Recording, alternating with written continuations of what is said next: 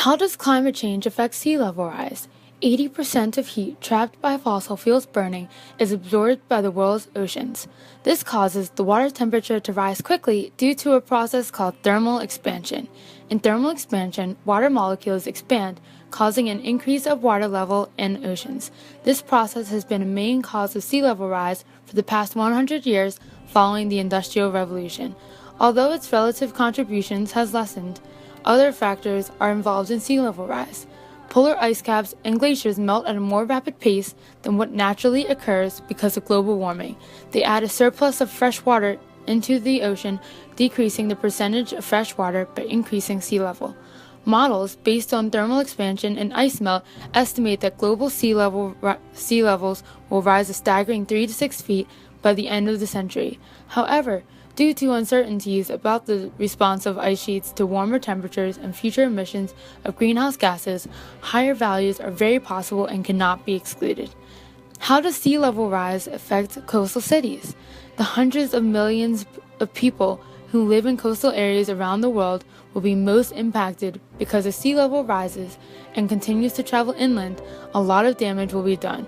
Flooding causing erosion, aquifer and agricultural contamination, and loss of habitat. Sea level rise varies by the amount and time. Some of the fastest rates occurring in the U.S. right now is where coastal land is subsiding. These locations are Florida, Louisiana, New York City, and Washington State. Without proper protection, these coastal cities may be subdued underwater by rising sea level.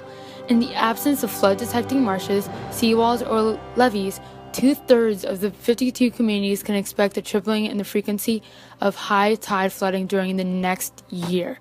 My siblings, mother, friends, and many others live in Florida and California. What can we do to ensure they're safe? Barrier islands, sand dunes, seawalls, and jetties are put in place to protect people from the dangers of sea level rise and to try to slow the rate of land erosion down. However, they don't always provide protection and can even cause damage themselves. A better option is buying residents right on the land water border out so the dikes can be moved inland, flowing onto empty land without damaging homes and businesses. Nevertheless, what can normal citizens like you and I do to protect ourselves? Find out if you live in an evacuation zone. Have an emergency action plan. Stock non-perishable emergency supplies. Prepare your home before evacuation. Evacuate as quickly and safely as possible, and tune in to your local news stations for alerts. Therefore, the real question is, how much are we going to lose due to flooding?